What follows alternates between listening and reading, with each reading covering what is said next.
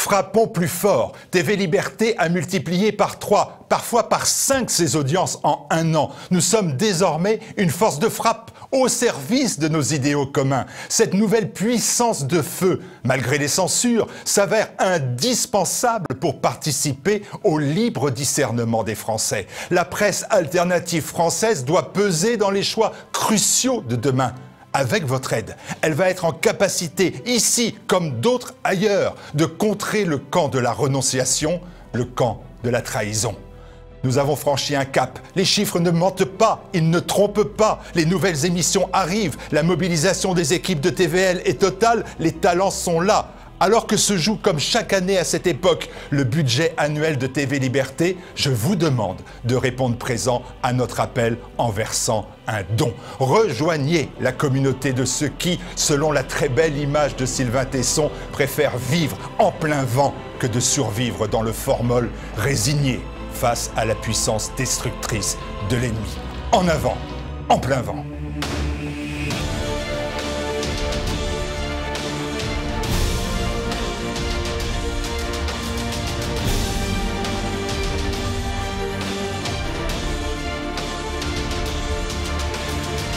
Frappons plus fort.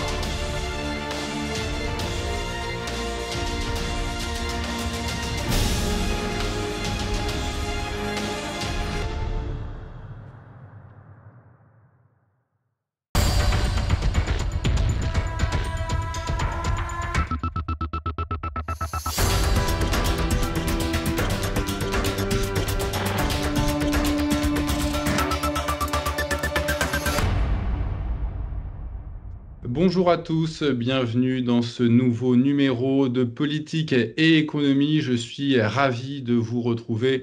Notre invité cette semaine, Olivier Delamarche. Bonjour monsieur. Bonjour. Olivier Delamarche, économiste évidemment, membre des Éconoclastes, chroniqueur dans différents médias, auteur d'une lettre mensuelle distribuée par Agora France. Vous êtes, Olivier Delamarche, également le fondateur et directeur de Triskelion Wealth Management. Est-ce qu'on est d'accord pour cette présentation rapide? Là, tout va bien. Alors, pour commencer, Olivier Delamarche, on va évidemment en parler de cet euro numérique lancé il y a quelques semaines par Christine Lagarde. Votre collègue Philippe Béchade ose parler d'opération de grand reset, mais avant cela, une ou deux questions introductives. Olivier Delamarche, vous déclarez: nous ne sommes pas dans une crise, mais plutôt dans un changement de paradigme. Qu'entendez-vous par là?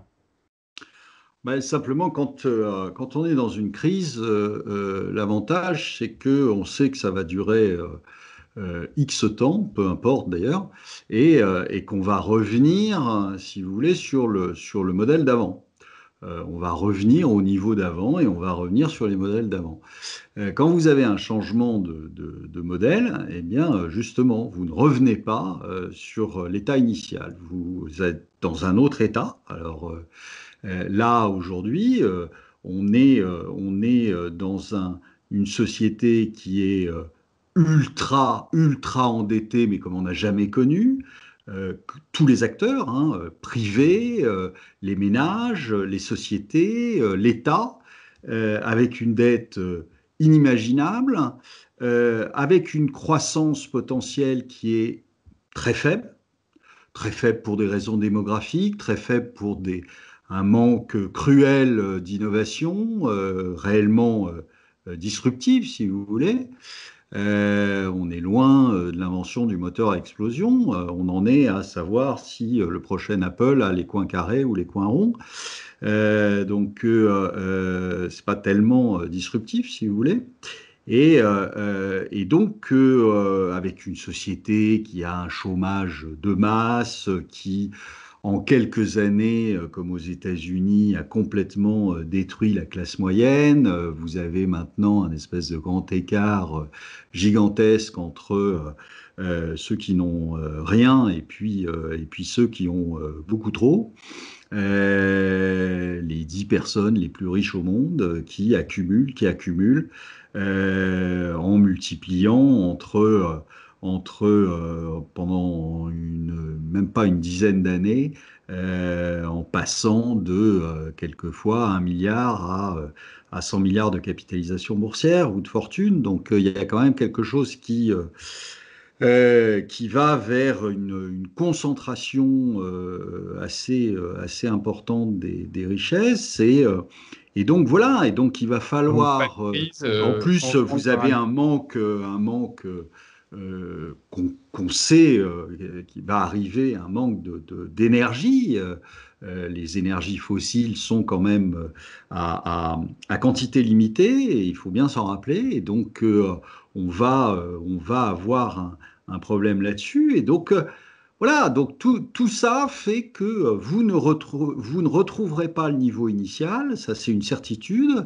Il va falloir réinventer les choses, hein, parce qu'on ne peut pas en permanence vivre sur de la dette, hein, comme c'est fait actuellement. Et donc il va falloir trouver autre chose. Alors la question est celle-là, c'est-à-dire Alors qu'on a justement, c'est l'impression quand l'objet de même que ma personne prochaine n'y question, pense. Olivier Delamarche. Est-ce qu'il y a une alternative à cette fuite en avant avec ces milliards de la BCE injectés dans les marchés financiers, milliards qui par ailleurs ne profitent absolument pas à l'économie réelle? Donc y a-t-il une alternative ou va-t-on se prendre le mur quoi qu'il arrive? On va se prendre le mur parce que vous n'avez pas d'alternative avec les gens qui sont en place. Le problème, il est là. C'est-à-dire que si vous ne changez pas les gens qui sont en place et qui ont mis ce système-là en route, si vous voulez, vous n'avez absolument aucune chance de résoudre le problème. Aujourd'hui, la seule chose qui fasse en permanence, c'est ouvrir le robinet de la BCE.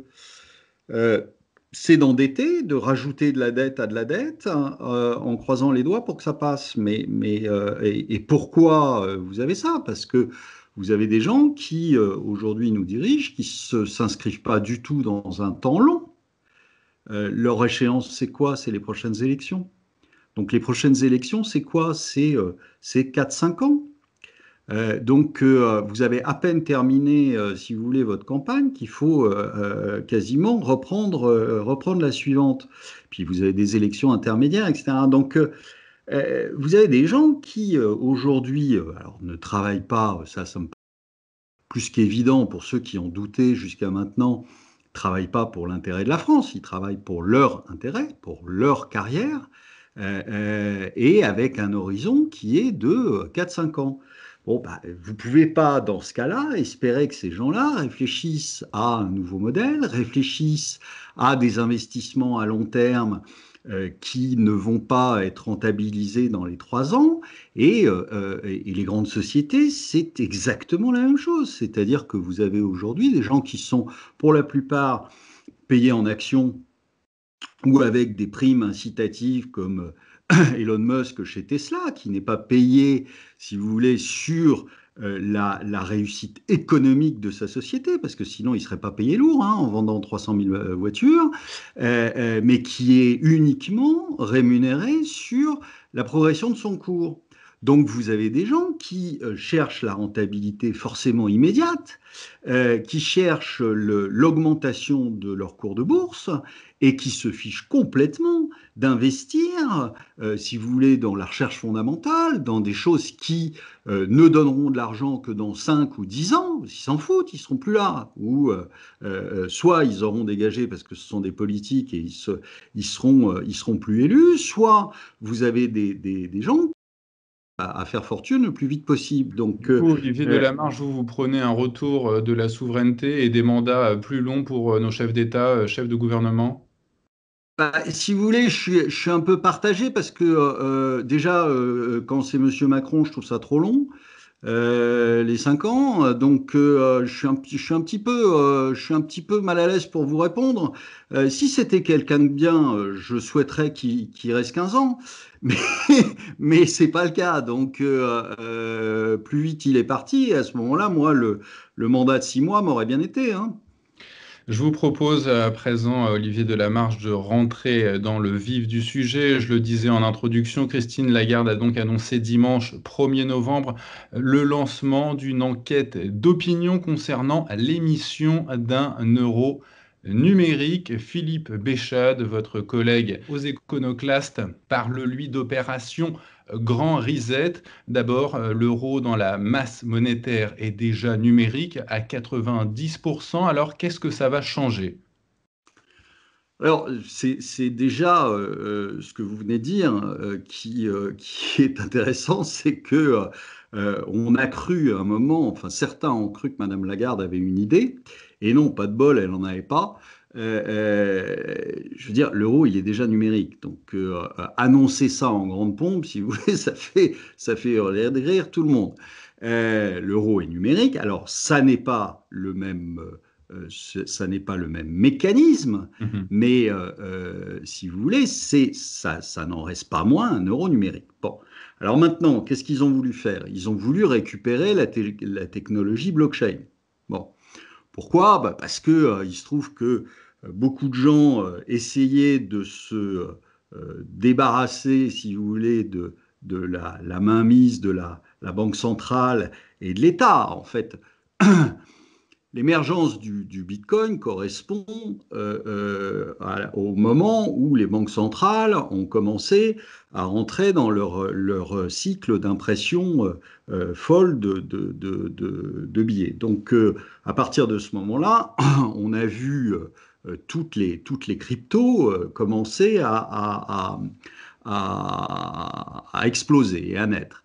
Et donc, pourquoi? Parce que les gens se disaient, bah, là, on trouve quelque chose qui n'est pas sous l'emprise de l'État, qui est anonyme, en tout cas au départ, hein, qui était anonyme, qui permettait de faire des transactions sans être imposé, sans avoir l'État sur le dos, et surtout qu'on ne pouvait pas continuer à créer au fur et à mesure des ennuis qu'on avait. Donc,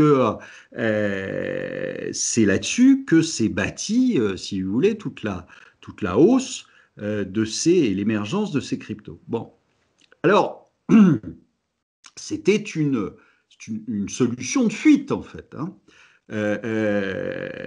Et qu'est-ce Béchade, qui s'est selon passé? vous? Alors, petit à petit, ils ont remis la main sur les choses, puisque aujourd'hui, le Bitcoin n'est pas anonyme du tout, hein, puisque même on impose les transactions, enfin pas les transactions, mais les plus-values que vous pouvez faire dessus. Donc, c'est plus anonyme. Et si vous voulez, c'est échanger la mainmise de l'État contre la mainmise de 2 ou 3 gros possesseurs de Bitcoin qui manipulent le marché de la même façon. D'accord? Donc, c'est un peu toujours la même chose. C'est-à-dire que vous fuyez quelque chose, vous fuyez le loup et vous vous jetez dans le ravin. Mais au final, le résultat est malheureusement le même. Bon, alors, qu'est-ce qui s'est passé? Il s'est passé que les banques centrales qui ont vu ça, qui ont vu l'essor de ces blockchains, se sont dit, ah ben, on va récupérer la chose.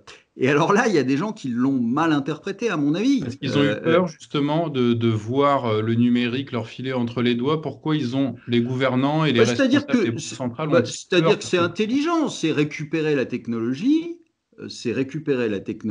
pour dire, bah, je remets la main sur quelque chose qui, quelque part, m'échappait un peu. Bon, donc ils remettent la main dessus, ils créent leur euro par la blockchain. Pourquoi? Bah, une fois que ce sera fait, si vous voulez, ils feront absolument tout pour interdire et pour détruire les cryptos qui sont hors de leur juridiction, entre guillemets, pour récupérer ça. Et puis, il y a une deuxième idée derrière, qui est de supprimer tout ce sur quoi ils n'ont pas la main, c'est-à-dire, par exemple, l'argent liquide. D'accord? Et derrière, d'avoir un euro qui sera complètement numérique. Alors, je vous le dis tout de suite, c'est pas fait. Hein. Vous n'allez pas demain payer avec la blockchain Oui, votre baguette de ça pain. sera d'ici Mais 3-4 ans. voilà, parce que c'est compliqué, ça coûte cher, en temps, c'est aussi pas instantané, et donc D'abord, c'est Olivier lourd comme Delamarche, sur système cette pour. enquête d'opinion, Philippe Béchade affirme pour lui la décision est déjà entérinée. Donc c'est bidon cette enquête d'opinion dont Christine Lagarde a évoqué le Sûr. lancement. vous savez, on vous fait des enquêtes d'opinion quand on veut vous faire passer la pilule de quelque chose dont on sait que ça va pas être commode. Mm. Bon, ben, on fait une enquête d'opinion, vous allez avoir, je peux vous donner à l'avance les résultats de l'enquête. C'est comme la découverte du vaccin, on pouvait la donner à l'avance, c'est ça qui est Mm. génial. Oui, bien sûr que ça va être, en fait, c'est beaucoup plus pratique quand même que Mm. d'avoir une pièce dans la poche, etc.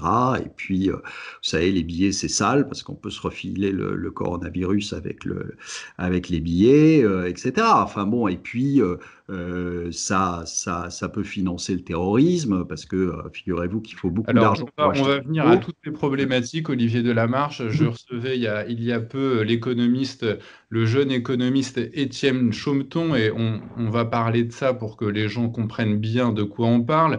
Pour cet économiste, une monnaie, ça ne peut pas être du papier ou des octets sur un ordinateur. Ça vous évoque quoi, cette réflexion? Alors, ça peut être, c'est en effet, ça rejoint ce que je vous dis. Alors, pas être du papier. Si ça peut être du papier, s'il est basé et s'il est échangeable Et euh, dans le cas de l'euro? en actif réel. Mais là, sur l'euro, alors l'euro. Il a de multiples problèmes, le pauvre. D'abord, c'est pas une monnaie puisque c'est un espèce de plus petit dénominateur commun entre des pays qui ne se ressemblent pas. Donc, Pour la carte paie le lapin? comme le dit très bien Olivier Berruyer, c'est comme si on faisait la moyenne des pointures de tous les Français et qu'on leur filait d'office des chaussures en 39. Ceux qui font du 38, ça irait, mais ceux qui font du 45, ils auraient mal aux pieds. Bon, bah voilà, c'est exactement la même chose, si vous voulez. Vous êtes obligé, quand vous êtes dans l'Union européenne, de vous coller sur le plus petit dénominateur commun. Donc, celui qui va le moins vite, celui qui est le moins performant, etc. Donc, évidemment, parce que vous ne ferez jamais courir un Grec à la vitesse d'un Allemand. Ça marche pas, ça ne peut pas fonctionner. Donc, si vous leur imposez la même paire de chaussures, ça va pas aller.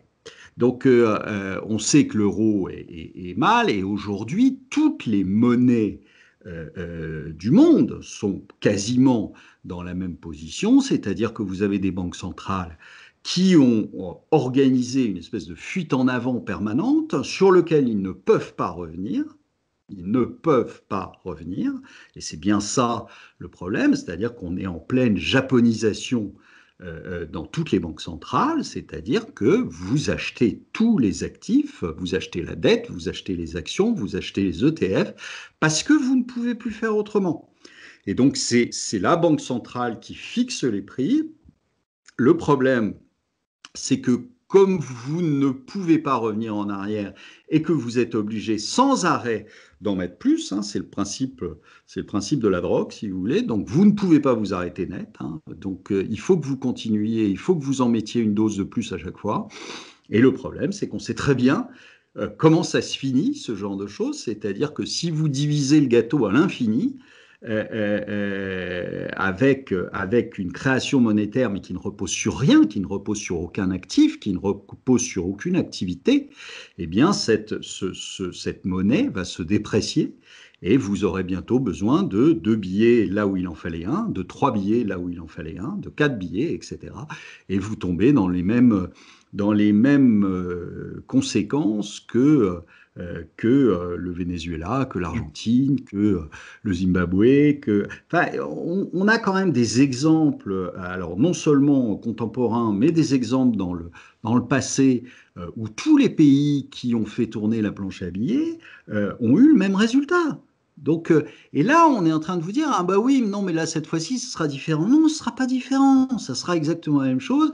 Vous aurez à la fin une rupture de confiance entre les gens qui utilisent ces billets et ceux qui les produisent en arrière-salle. Et donc, et ce jour-là, bah, ça ne vaudra plus rien, puis c'est tout. Donc, je ne vois pas aujourd'hui, enfin, je pense que Madame Lagarde est complètement dans cette logique-là depuis le début et qu'on va nous faire passer petit à petit la pilule. Il faut absolument que tout soit sous contrôle des banques. Et puis le jour où il faudra, eh ben, on appuiera sur un bouton et on vous mettra vos comptes à zéro. Alors, C'est le sujet, hein. on va y aller étape par étape, Olivier Delamarre. Je vais citer Benoît Queuret, le responsable du pôle d'innovation à la BRI, la Banque des règlements internationaux. Selon ce monsieur, l'euro numérique marginaliserait encore un peu plus les billets et les pièces. On entend donc ici et là que la véritable intention de Christine Lagarde est de supprimer le cash. Vous êtes un fervent défenseur du cash. Dites-nous pourquoi. Bon, ben, c'est très simple, c'est que c'est le seul encore espace un petit peu de liberté qu'on ait. Enfin, Hmm. il faut que les gens se rendent compte que entre les téléphones portables et leurs cartes de paiement et aussi leur téléphone qui leur sert à payer maintenant, euh, euh, on va tout connaître de ce que vous faites, de ce que vous mangez, de ce que vous buvez, enfin, absolument toute votre vie part chez le banquier. Ça, c'est la volonté de Christine Chez le Lagarde. banquier mais c'est la volonté de tous les gouvernements depuis un bon bout de temps. Et les GAFA, ça sert à quoi? Ça sert à ça. C'est des collecteurs de données. Hein, Facebook, c'est pas juste pour que vous puissiez mettre vos photos de vacances sur un réseau social. C'est pas juste pour faire coucou à vos copains pendant les vacances. C'est pas à ça que ça sert. Ça sert à collecter des données sur vous. Gratuitement, hein, puisque vous les donnez gratuitement. C'est ça qui est beau dans le système. Hein. C'est-à-dire que vous n'êtes pas un industriel qui va acheter des matières premières, qui les transforme et qui vous vend un produit fini. Là, c'est vous qui donnez les matières premières aux GAFA. Les GAFA les transforment un tout petit peu Un peu et, calé. euh, et les vend et vous transforme en produit. Donc c'est quand même génial comme modèle. Et donc, c'est la volonté, un, des gouvernements et deux, des principales sociétés qui gouvernent le monde, d'ailleurs, qui sont aujourd'hui aussi puissantes que des États, et qui, petit à petit, collectent un maximum de renseignements sur vous pour pouvoir les vendre. Quand vous allez... Enfin, au final, qu'est-ce qui va se passer? Vous allez vous retrouver à un moment où vous aurez la compagnie d'assurance dans laquelle vous voulez ouvrir une assurance qui va vous dire, mais non, monsieur, vous avez vu ce que vous mangez? Ben, je ne vais pas vous assurer, ou alors je vous assure au double ou au triple de la personne normale, parce que vous mangez trop gras, parce qu'ils sauront tout, absolument tout. Donc, vous avez vu, vous allez 3 fois au restaurant par semaine, vous mangez ça, tel plat, etc. Non, je vous assure pas, monsieur.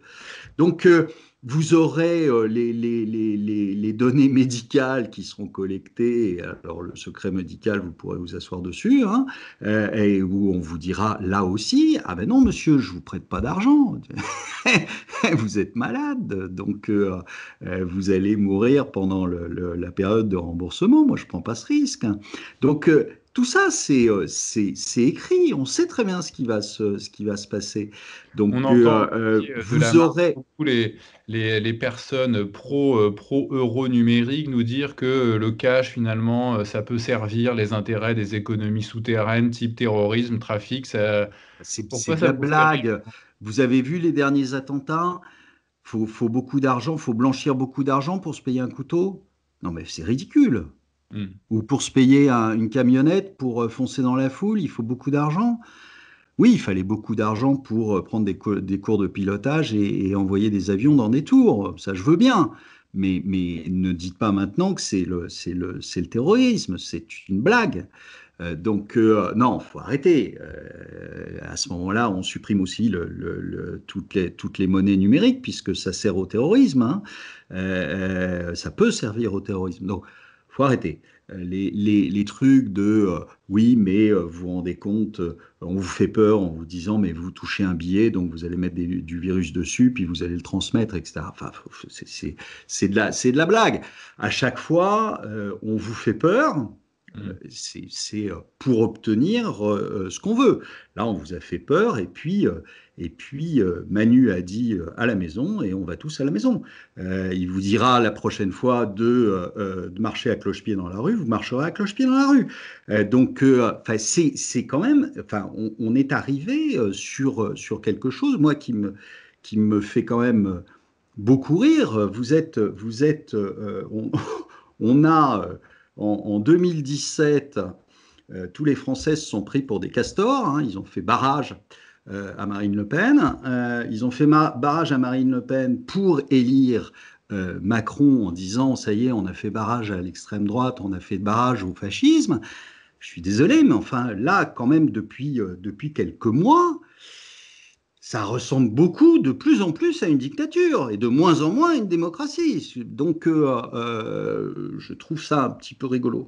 Continuons avec notre monnaie numérique, l'euro. Son lancement, Olivier Delamarche, à destination donc des consommateurs européens, ferait obligatoirement de la BCE une banque de détail. Est-ce que les statuts de la BCE prévoient un tel rôle? Comment Vous ça se savez, passerait? les statuts, on s'assoit dessus depuis un bon moment, hein, sur Bon. les traités, sur les statuts, sur une banque centrale n'est pas censée acheter des actions, une banque centrale n'est pas censée acheter des obligations privées, une banque centrale n'est pas censée aider un pays en difficulté, une banque centrale n'est pas censée... Enfin bon, la liste est longue et la liste des transgressions est longue. Aussi longue. Et donc, le Donc, fait que la si vous BCE ait un voulez, lien maintenant, direct avec les consommateurs maintenant? vous savez, là, cette histoire on fait l'euro numérique parce que on va pouvoir comme ça accéder aux comptes des privés. Alors, beaucoup rêvent du fait que ce soit pour mettre des sous dessus. Moi, je pense que dans un premier temps, ça va être pour les retirer. Enfin, c'est pas exactement la même chose, et je pense que ça va faire beaucoup plus mal. Et dans Euh, quelles conditions la mais si vous BCE voulez, se ça dirait, ne, bah, tiens, je vais prendre de l'argent à un tel ou à toute une population entière? parce qu'à un moment, on vous dira qu'il faut payer la note du coronavirus, hein, que cette note, évidemment, est démentielle, hein, Hmm. parce qu'on a fait des bêtises ahurissantes sur la gestion de tout ça. Je vous rappelle quand même qu'on a payé à Gilead 1 milliard. L'Europe a payé 1 milliard à Gilead pour obtenir le remdesivir, alors qu'aujourd'hui, on sait qu'on ne va pas l'administrer parce que c'est un médicament pourri. Bon, mais c'est pas grave, on va pas demander à Gilead de nous rendre le milliard d'euros, hein. Donc, il va bien falloir que quelqu'un le paye. Hmm. Et donc, c'est pas, il y a pas d'argent magique, si vous voulez. C'est-à-dire qu'à un moment, il y a quelqu'un qui paye dans l'histoire. Et donc, c'est nous qui allons le payer d'une manière ou d'une autre. Je vous rappelle aussi quelque chose qui est assez ahurissant, mais on compte sur la mémoire de poisson rouge des gens, hein. On a fait le petit tour de notre prison virtuelle qui est le confinement. Donc, on a oublié que les banques, fin 2019, les banques italiennes, les banques françaises, les banques allemandes, étaient au plus mal. Pensez que ça s'est amélioré là depuis ou bon. Bah, la BCE leur a versé des milliards, Non, mais 750 la BCE leur a versé des milliards. milliards pour qu'ils jouent sur les marchés, mais Oui, ça n'empêche que oui. vous avez quand même des milliards de dettes Hmm. qui ne seront jamais remboursés. Il va y avoir un nombre de faillites ahurissant, d'accord? Et donc ces gens-là ne vont pas rembourser leurs emprunts. Or, les emprunts qui sont dans les banques, qui étaient déjà des emprunts pourris, pensez bien qu'ils ne se sont pas arrangés là depuis 2020, hein. Donc, on va sortir de cette histoire sanitaire avec des banques qui vont être au plus mal. D'accord? Parce qu'elles ont prêté beaucoup d'argent à des gens qui ne pourront jamais lui rendre. Donc, et ça, plus personne s'en occupe. Plus personne s'en occupe. C'est un Ça subprime. veut dire quoi? Ça veut dire que vous aurez, alors quelque part, peut-être en début 2021, peut-être en milieu de 2021, j'en sais rien. Mais vous aurez des banques, hein, qui vont aller au tapis. Et ces banques qui vont aller au tapis, dedans, il y a des banques qui sont des banques systémiques et donc vous aurez quelqu'un qui va payer au final. Et on sait Et bien très bien que c'est mis justement, en place. On Olivier sait que Delamarche, les conséquences de cet euro numérique sur le patrimoine des Européens. La il y aura, BCE aura tout pouvoir. attention, il n'y a pas besoin de la mise en place de l'euro numérique. Je vous ai dit, il est déjà numérique, Mm. l'euro, hein. C'est une suite de 1 et de 0 dans les banques, hein. Donc il y a plus qu'à appuyer sur un bouton. Enfin, il faut bien se rendre compte de ça. C'est qu'aujourd'hui, tout votre argent qui est dans la banque est en risque. Et ne me parlez pas de la fameuse protection à 100 000 euros, parce que c'est pas vrai. Aujourd'hui, on connaît le montant du fonds de protection, si vous voulez. Il n'y a pas de limite à 100 000 euros. C'est juste ridicule. Donc, on sait qu'il va y avoir à un moment une ponction. Alors, sous quelle forme ils la feront, j'en sais rien. Mais une ponction sur les comptes des ménages. C'est une évidence. Voilà, et on vous dira, bah écoutez, estimez-vous heureux, hein, il faut payer la note de toutes les bêtises qu'on a faites, il faut payer la note, et le coronavirus nous a mis dans une situation épouvantable. Or, c'est pas le coronavirus qui nous a mis cette situation-là, c'est la gestion du coronavirus par les autorités. C'est pas le coronavirus, c'est pas lui qui est venu pomper votre compte, hein, donc bon. Et la deuxième chose, c'est tout ce qu'on n'a pas réglé depuis 2008. En fait, le problème, il est là, c'est que on a profité, enfin les politiques ont profité de ce virus, pour nous dire, pour lui mettre toute leur incompétence accumulée depuis 2008, hein, sur le dos. Et il est bien pratique, ce coronavirus. Donc, il sert à tout. C'est le couteau multifonction, si vous voulez, pour tout lui passer dessus. Alors, on vous fait un euro numérique et on vous supprime le liquide, c'est le coronavirus. On vous vote des lois qui sont des lois liberticides, c'est le coronavirus. On ressort, parce que c'était attendu, que la poussière qu'on avait envoyée sous le tapis en 2008, en 2009, en 2011, elle allait ressortir à un moment, parce qu'elle n'a jamais été réglée. Jamais rien n'a été réglé depuis le début. Depuis le début, qu'est-ce qu'on a fait? Depuis 2009, on a injecté. On a injecté massivement tous les ans, etc. Pourquoi? Bah pour essayer de maintenir le système. Donc, toute cette poussière qui a été accumulée sous le tapis est en train de ressortir parce qu'il y a un petit virus qui s'est pointé.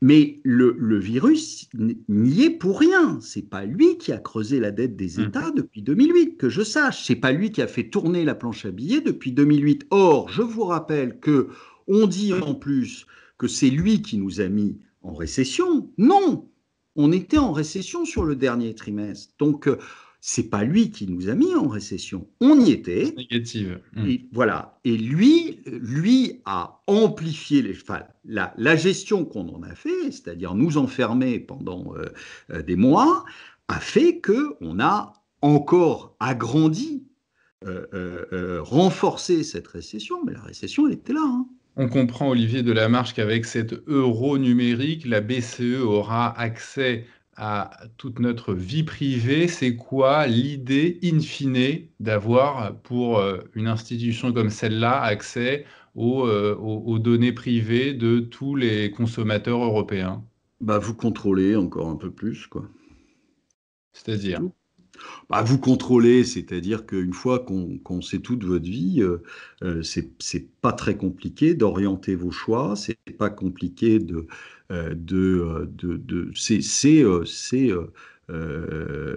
c'est le pire de ce qu'on pouvait voir dans les films de science-fiction qui est en train d'arriver sous nos yeux. C'est tout. Et Si t'es pas gentil, on va mais, agir sur ton mais compte. après, on peut tout faire. Regardez les Chinois, où vous avez une note sociale, si vous voulez. Donc, vous avez des caméras partout, et que dès que vous faites le moindre écart, on vous dit, ah ben non, maintenant on te retire ton passeport, tu peux plus voyager, tu peux plus. Bon, donc on vous tient. Vous êtes on va devenir une société d'esclaves, avec probablement au final l'idée de mettre tout le monde à 800 balles avec un salaire généralisé, là, Un revenu et un universel. revenu universel. Parce qu'il faudra Donc, payer des vous êtes... chômeurs, c'est ça, pour qu'ils survivent. Non, non, mais c'est pas qu'aux chômeurs l'idée. C'est pas qu'aux chômeurs, c'est avoir une armée de gens et puis quelques privilégiés qui, eux, vivent sur des petites îles Il concernerait qui ce multimilliardaires. revenu universel, Olivier Delamarche? L'objectif est probablement de le mettre de façon quasi universelle. C'est-à-dire un cadre de grande entreprise, il aurait le revenu universel en Ben, plus de son non, salaire ou quoi? ah non, l'idée, c'est pas de le mettre en plus de son salaire, c'est que vous ayez finalement tout le monde nivellement par le bas au revenu universel, quoi. Sauf quelques personnes, les 0,01% de la population qui vivent de ce que vous faites et on vous contrôle complètement, c'est-à-dire qu'on décide de votre salaire, on décide de votre vie en fait. Mais comment ça fonctionnerait la mise sur les rails d'un revenu Et universel? vous l'avez petit à petit, c'est-à-dire qu'ils ne vont pas le faire évidemment dès demain matin en mettant tout le monde à 900 balles, mais vous l'avez petit à petit. Il faut faire accepter les choses petit à petit et ça va permettre aux entreprises de baisser les salaires parce que vous aurez ça en plus, hein, etc. Enfin, sinon, ça n'a pas, ça ne peut pas être quelque chose de. Je ne vois pas très bien la finalité de parler de ça, alors que euh, sauf si c'est pour remplacer les 10 façons de faire des revenus minimums, les RSA, les machins, bon, et ça, le regrouper dans quelque chose. Mais sinon, euh, vous avez bien quelqu'un qui paye au final, non? Si vous Mhm. versez un revenu universel à tout le monde, il faut bien qu'il y ait quelqu'un qui le paye de toute façon, alors soit par des impôts, soit pour le redistribuer, il faut que quelqu'un le génère, si vous voulez. Donc, soit c'est la Banque centrale et on continue les bêtises qu'on est en train de faire, c'est-à-dire qu'on vit sur de la dette et on vit sur de l'impression monétaire, et à ce moment-là, vous avez ce qu'on appelle l'hélicoptère monnaie qui vous balance des billets, mais vos billets, ils valent quoi dans ce cas-là? Ils valent rien. Mhm. D'accord? Soit on fait un revenu universel et à ce moment-là, il faut le piquer à quelqu'un.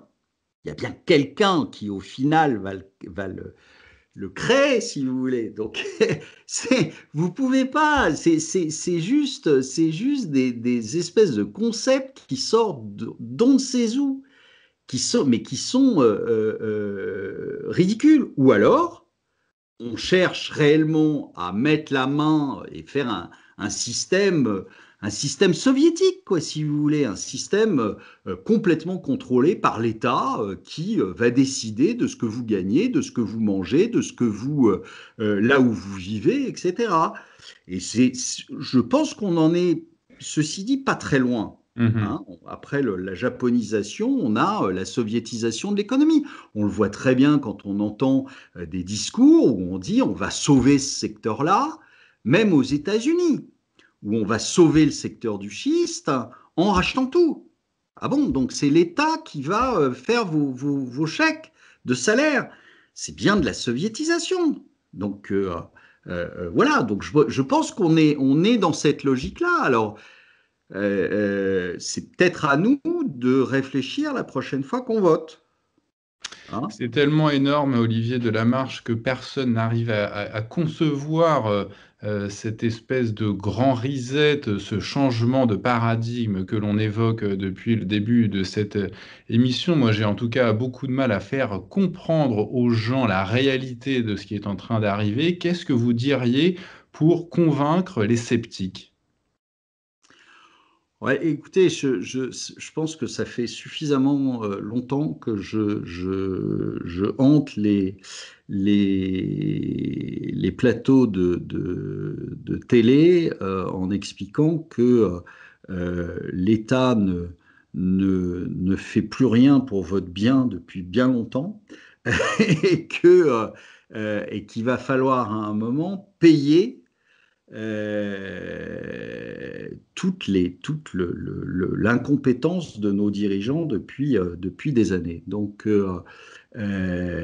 Et que la solution qu'on a adoptée, je vous dis, depuis longtemps déjà, hein, je ne parle pas simplement de l'expérience de M. Macron, je parle de ce qui s'est aussi passé avant, et l'idée qu'on règle tout à coup de dette et à coup de planche à billets est une mauvaise idée.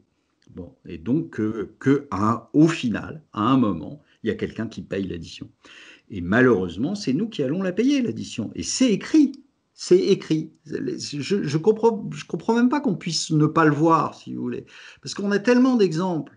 Alors moi, je veux bien qu'à chaque fois, on nous dise pour tout, ah oui, mais cette fois-ci, ça ne sera pas la même chose. Ouais, bah d'accord, mais enfin, là, c'est quasi mécanique, si vous voulez. Vous êtes dans une histoire où on sait très bien ce qu'il y a au bout. Enfin, personne ne peut me dire le contraire. Personne. Ou alors, c'est un gros menteur, mais vous ne pouvez pas, on l'a vu X fois, et on est là. Ah oui, non, mais non, cette fois-ci, non. Bah, si, la même Mais chose. c'est arrivé à des pays comme Chypre, comme la Grèce, comme l'Argentine, comme le Zimbabwe. C'est jamais arrivé à des pays dits, selon ces gens-là, sérieux. Oui, mais enfin, l'Argentine, c'est pas des. Alors moi, j'ai reçu un crétin un jour dans mon bureau qui me dit, je lui raconte ça, et qui me dit, ouais, enfin, l'Argentine, c'est des sauvages. Voilà. Bon, non, l'Argentine, c'est pas des sauvages. C'était un des pays les plus riches, pas le plus riche d'Amérique Ouais. latine à ce Enfin, c'est ce moment-là, que certaines euh, personnes pensent, ouais, ça c'est clair. qui était complètement, qui vivait à l'occidental. Enfin bon, c'était pas un pays d'arriérés, ou alors, excusez-moi, mais si on considère que l'Argentine est arriérée, nous, je sais pas où on est, mais en France. Donc il faut arrêter de se prendre pour des cadors, surtout que là, on a quand même dernièrement eu des preuves que on n'avait pas de quoi se prendre pour des cadors. Hein, donc Comment faire voilà. face? Donc tous ces pays-là ont eu les mêmes conséquences, les mêmes causes, produisent les mêmes effets. Et à chaque fois, on vous dit, bah non, pas cette fois-ci. Bah si, cette fois-ci aussi, ça aura les mêmes effets. Alors, ne me demandez pas quand ça va se produire, parce que je n'en sais absolument rien, puisque c'est juste une rupture de confiance. Donc, je ne sais pas Hmm. quand les gens vont réagir, quand ils vont tilter, mais ça n'empêche que vous aurez les mêmes effets. Et donc, attendez-vous à ce que ce jour-là, ça fasse extrêmement mal sur vos patrimoines. Sauf sur ceux qui ont eu la bonne idée de faire ce qu'il fallait. C'est-à-dire, alors je vous C'est-à-dire entendais, Olivier se Delamarche, donner des débancariser, conseils. c'est-à-dire ne pas se croire en sécurité quand ils sont dans une assurance vie, qui est une bêtise absolue. C'était un très bon produit il y a quelques années, ça ne l'est plus du tout. C'est un produit qui est risqué, etc. Vous avez les produits bancaires, c'est pareil, ils sont risqués, ils sont bons, et on en a des preuves tous les jours. En plus, enfin, à chaque fois que ça se passe mal avec un produit, on dit ah bah oui, mais c'est ce produit-là, mais c'est pas les autres, hein. Ben si, les autres, ils sont bâtis pareil, ils sont bâtis sur les mêmes trucs, donc c'est aussi les autres. Et donc, vous avez cette espèce de finance, et on l'a vu avec ce qui s'est passé sur les subprimes, qui a complètement pété un câble, qui fait n'importe quoi depuis déjà un moment. Et on sait que ça va se finir mal. Donc, il faut sortir des banques traditionnelles, il faut sortir des assurances-vie, se débancariser le plus possible, ne laisser C'est-à-dire, que... se débancariser, Olivier Delamarche, c'est sortir son argent des banques qui sont dans l'Union européenne. Exactement, avant qu'on vous Vous le dites, bloque, avant qu'on vous vous entendez bloque le dire. dedans et avant qu'on fasse exactement Hmm. ce qui s'est passé aux autres pays sauvages, le Liban. Autre pays de sauvages, c'était considéré comme la Suisse du Moyen-Orient. Bon, mais autre pays de sauvages, bien sûr. Que vous vous Euh, conseillez de mettre l'argent en Suisse dans des banques suisses. dans des banques privées suisses, par exemple. Par Hmm. exemple, il y en a d'autres, si vous voulez. Bon, moi, Lesquelles? je Les parle banques de, je suisses. parle de banques suisses parce que c'est facile, Hmm. parce qu'ils parlent la même langue que nous, parce que ils ont depuis très longtemps des banques privées et que donc et qui ne sont pas dans ce circuit des banques systémiques et qui donc sont plus sûrs. Vous pouvez aussi sortir votre argent de la banque et le mettre en pièces d'or, par exemple. Tous ceux qui ont fait ça Hmm. depuis 4, 5, 6 ans, je peux vous assurer qu'ils sont pas malheureux. Hein. C'est ce que vous faites, Olivier Delamarche. Je vous entendais dire à titre personnel, vous avez fait Oui, rentrer de l'or dans votre patrimoine. oui. Hmm. Donc, et demander à mon banquier en France, qui râle tous les jours parce que je suis à découvert tout le temps, parce que mon argent, il est pas là. Voilà, donc parce que je vous dis, je sais ce qui va arriver. Et ce jour-là, vous verrez que tous les gens qui sont aujourd'hui dans le déni en disant mais non, ça peut pas nous arriver parce que nous on n'est pas des sauvages comme les Libanais ou les Argentins, etc. Ben, diront bah oui, oui c'est bête. C'est bête, bah oui, mais c'est bête. Mais c'est comme ça. Vous avez systématiquement quelqu'un qui va payer. Et ne croyez pas que c'est un Chinois avec un gros chéquier. C'est pas comme ça que ça se passe. Donc, Hmm. toutes les bêtises qu'on a faites à la BCE, toutes les bêtises que ils ont fait avec la Banque du Japon, toutes les bêtises que fait la Fed, toutes les bêtises que fait la Banque d'Angleterre, tout ça, ça sera payé cash. Et ça sera payé cash par qui? Pardon. Et vous dites qu'à l'avenir, les retraités vont être amenés à liquider leurs actifs pour se payer un EHPAD. Ça va être quoi la conséquence de ça? Bah, ça va être probablement une baisse du marché immobilier, enfin, en tout cas d'une partie du marché immobilier, parce que vous savez il y a quand même beaucoup de marchés immobiliers. Il y en a autant que de maisons ou d'appartements à vendre. Donc, mais il est très clair que, si vous voulez, le 70% du patrimoine des retraités, c'est de l'immobilier. D'accord? Que vous avez un peu d'assurance vie et vous avez très peu de cash. Bon. Donc, qu'est-ce qui va se passer? Il va se passer que, comme vous avez, et ça depuis des années, personne ne veut régler le problème, personne ne veut accepter de dire qu'il y a un vrai problème démographique et que ce problème démographique fait que le système ne peut pas tenir, le système comme il est actuellement ne peut pas tenir parce que vous avez beaucoup trop de dépendants par rapport aux actifs. Donc, on vous dit que le taux de dépendance, c'est 1,70, donc 1,70 actifs pour un dépendant. Or, c'est faux aujourd'hui Mhm. si vous calculez. Et si vous prenez en compte le chômage, vous êtes à 1,30, 1,35. Donc, vous êtes très loin des 1,70, ce qui veut dire que vous serez à 1 dans 15 ans à peine. Ce qui veut dire que quand vous aurez plus de dépendants que d'actifs, ça va devenir extrêmement compliqué. Bon, donc ça veut dire quoi? Ça veut dire que, un, vous allez augmenter les prélèvements sur les retraites, vous allez très probablement, dans les années qui viennent, augmenter l'âge de la retraite, bien au-delà de ce qui est pratiqué aujourd'hui, et vous aurez en dernier lieu des prestations qui seront plus faibles. Bon, ça veut dire quoi? Ben, ça veut dire que les retraités feront, parce que seront obligés de le faire, pour maintenir un niveau de vie acceptable, eh bien, les retraités vendront Mm. leurs actifs pour pouvoir tenir. Et vendre leurs actifs, je vous dis, en grande partie, c'est de l'immobilier et puis c'est de l'assurance vie. Donc, ça va peser parce que ça va faire une offre qui va débouler sur ce marché de plus en plus importante.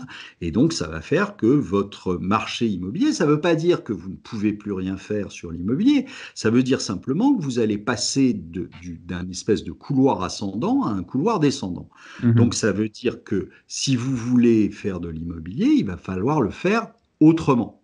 C'est-à-dire que acheter n'importe comment et puis se dire que dans 25 ans, de toute façon, vous revendrez à 2 fois et demi ce que vous avez acheté ou 3 fois ce que vous avez Ça acheté, c'est marchera fini. pas. Ouais. Donc ça veut dire qu'il va falloir faire probablement des coûts sur une durée beaucoup plus faible, Mm. hein.